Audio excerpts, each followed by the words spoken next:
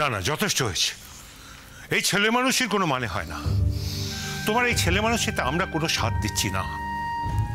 আর তাছাড়া তাতান, আমাদেরও তো একটা মান সম্মানের ব্যাপার আছে।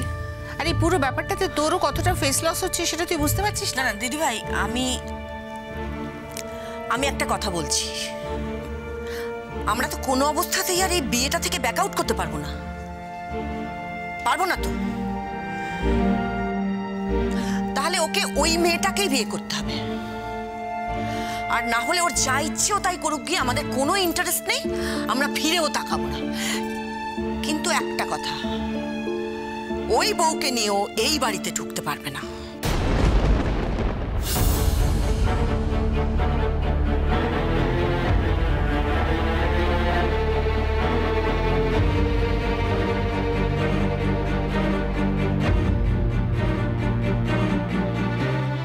বিয়ে দুদিন আগে বলছি আমি এই মেয়েকে নয় ওই মেয়েকে বিয়ে করবো। এবার কি ধরনের অসভ্যতা? আর অসভ্যতা বলছি কেন? এটা ভদ্র পরিবারের সঙ্গে, ভদ্র মেয়ের সঙ্গে তঞ্চকতা করা। না, ও কি ভেবেছে? কি দাদা কি ভেবেছে ওকে? ও যে যা বলবে আমাদের তাই করতে হবে? আমরা কি পুতুল? আর বি পাপেট? তোমরা সবাই আমাকে আজকে এখানে ডেকেছো কেন? তোমাদের এই ডিসকাশন তো আমি শুনতে চাইনি। আর তোমরা যদি চাও আমি এখানে দাঁড়িয়ে থাকি, তাহলে আমার কথাও তোমাদের শুনতে হবে। তোমার কথা শুনতে হবে মানে? কি শুনতে হবে? কি শোনা বাকি আছে তাতান? তুমি কি ভেবেছো বলো তো? তুমি কি আমাদের সবাইকে টেকেন ফর গ্রান্টেড করে নিয়েছো নাকি? তোমার মনে যদি আগে এটাই ছিল, তাহলে তুমি কেন বড় মেয়েটাকে বিয়ে করতে রাজি হয়েছিলে? কেন হয়েছিল বলো? এটা কি ধরনের ছেলে মানুষই তাতান? দাঁড়া দাঁড়া বৌমা, আমাকে একটু কথা বলতে দাও। দেখো তাতান, এই বিষয় নিয়ে তর্ক বিতর্ক করার মতো সময় আমাদের হাতে আর নেই। ইনফ্যাক্ট আমার তো মনে হয় না আদৌ এই ব্যাপারে তর্ক বিতর্ক করার কিছু আছে বলে।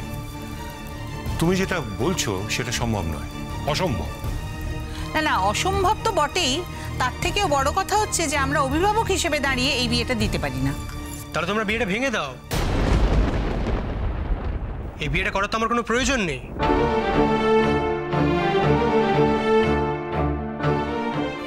তাতান দেখো ভাই, তুমি কিন্তু ভীষণ ইমোশনালি চার্জড হয়ে কথাটা বলছো। ব্যাপারটা এইভাবে দেখো না প্লিজ। একটা বিষয় বোঝার আছে, সেটা হচ্ছে দেখ, বিয়ের সঙ্গীত অবধি হয়ে গেছে, আর কটা দিন পরে বিয়ে। এই অবস্থায় তুই যদি বিয়েটা না করিস, একবার এটা ভাব যে ওই মেয়েটার মনের মধ্যে কি হবে। হ্যাঁ, ওর কথাটা একবার ভাববি না?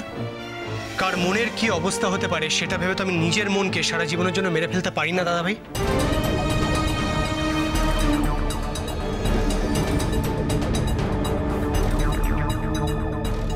কি বলতে চাইছো একটু স্পষ্ট করে বলো, বোঝা যাচ্ছে না।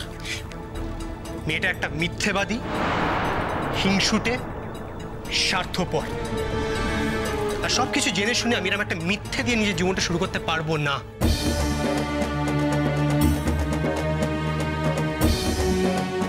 কেন অদ্রিজার নামে আজে বাজে কথা বলছো তাতান? কি মিথ্যে কথা বলেছো তোমাকে? আর এই কদিনের মধ্যে এত মিথ্যে বলার সুযোগই? অনেক মিথ্যে বলেছে মা, যা বলেছে আগাগোড়া সবটাই মিথ্যে। আর এই সবকিছু জানার পর আমি এমন একটা মেয়ের সঙ্গে বিয়ে করতে পারবো না। তোমরা বলছো বিয়েটা ক্যান্সেল করে দাও। তোমাদের যদি আমার মেঘলাকে বিয়ে করা নিয়ে এত আপত্তি থাকে, তোমরা বিয়েটা ভেঙে দাও।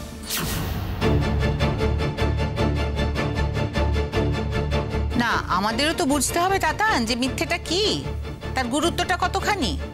যদি সত্যি সত্যি মেয়েটি বড় রকমের অন্যায় করে থাকে, তাহলে আমরাও তো সেই মেয়ের সঙ্গে তোমার বিয়ে দেবো না। তাতান, আমার মনে হয় যা যা হয়েছে পরিষ্কার করে বল, কিচ্ছু গোপন করিস না, বল। আমি কোনো কিছু গোপন করছি না পিকলুদা। অদ্রিজাকে আমার কোনোদিনও পছন্দ ছিল না, সেটা তোমাদের কারোর কাছে অজানা নয়।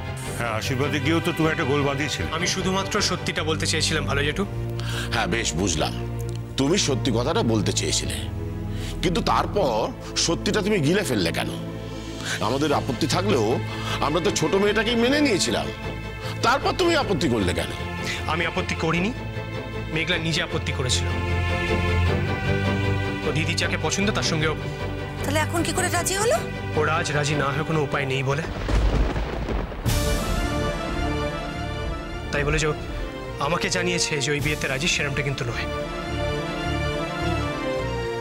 দেখো তাতান, এবার কিন্তু আমরা বড্ড গুলিয়ে যাচ্ছি ভাই। আমরা তো কিছুই ঠিক করে বুঝতে পারছি না। তুমি বলছো যে মেঘলা নাকি রাজি নয়, তাহলে তুমি কাল কিসের ভরসায় বলেছিলে বলো তো যে বিয়েটা হচ্ছে, শুধু কোণে বদলাচ্ছে? ওর বাবা আমাকে বলেছে যে উনি নিজে ইনশিওর করবেন যাতে মেঘলা এই বিয়েতে মত দেয়।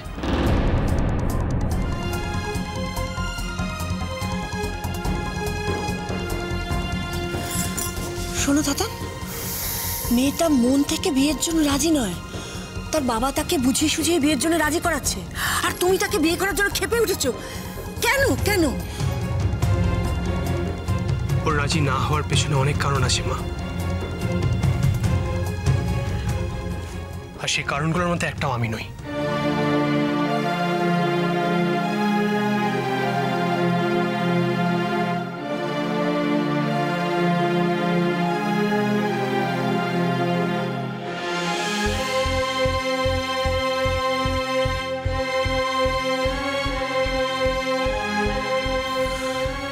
একটু খুলে বলবে তাতান, অদ্রিজা তোমাকে ঠিক কি মিথ্যেটা বলেছে?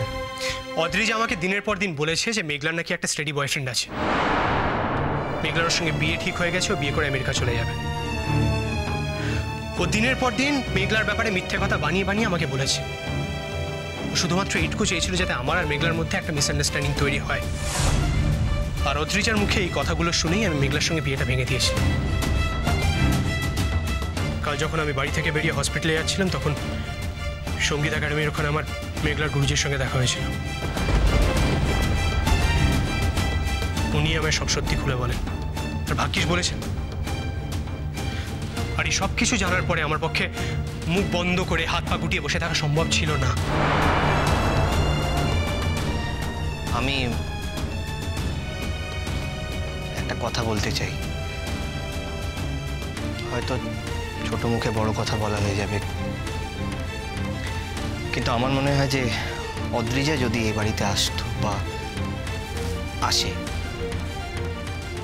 তাহলে আর যাই হোক তাতানের বিয়েটা কিন্তু টিকবে না।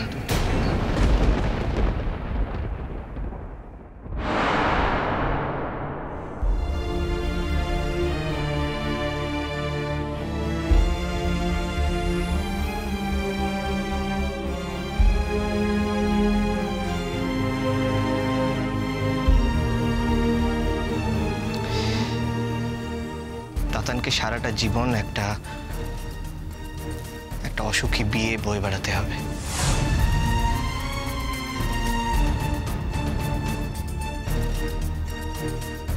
তুই এই কথা কি করে বলছিস বলতো পিকলু? আর যদি বলছিসই তাহলে এতদিন বলিসনি কেন? বলেছি, তাতানকে বলেছি, কিন্তু এতদিন তো তাতানের কিছু করার ছিল না।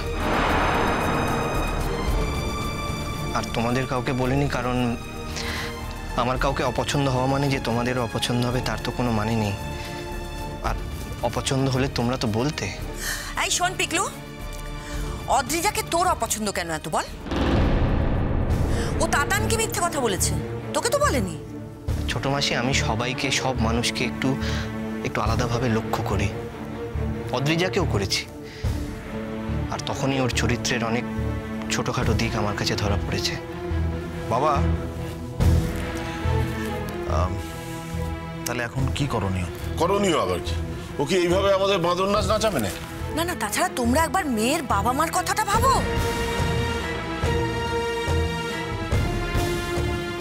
বারবার বড় মেয়েটাকে এইভাবে অপমান করা হয়েছে, অসম্মান করা হয়েছে, এটা জানা সত্ত্বেও বাবা মা আবার ছোট মেয়ের সাথে তার বিয়ে দেবে? কেন দেবে? কেন দেবে? না না কাম্মা, ও তো বললো যে আঙ্কেল নাকি নিজেই বলেছেন যে ছোট মেয়েকে রাজি করার ভার নেবেন। শোনো দাদা ভাই, ভদ্রলোক যথেষ্ট সেন্সিবল, বুদ্ধিমান। আর তাছাড়া আমরা ওনার মেয়েদের যতটুকু চিনি তার থেকে নিশ্চয়ই উনি নিজের মেয়েদেরকে অনেক বেশি চেনেন। ওনার নিশ্চয়ই এইটুকু বোঝার ক্ষমতা আছে যে ওনার বড় মেয়ে অদ্রিজা কি কি করতে পারে। আর ঠিক সেই কারণেই কালকে যখন সবটা আমি ওদের খুলে বলেছি, উনি কিন্তু একবারের জন্য রিয়াক্ট করেননি।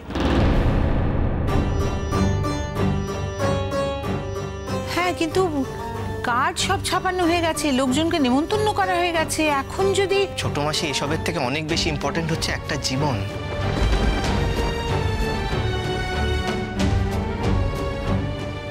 আর বড় মেয়েটা যদি এই অপমান সহ্য করতে না পেরে ভালো মন্দ কিছু একটা করে বসে,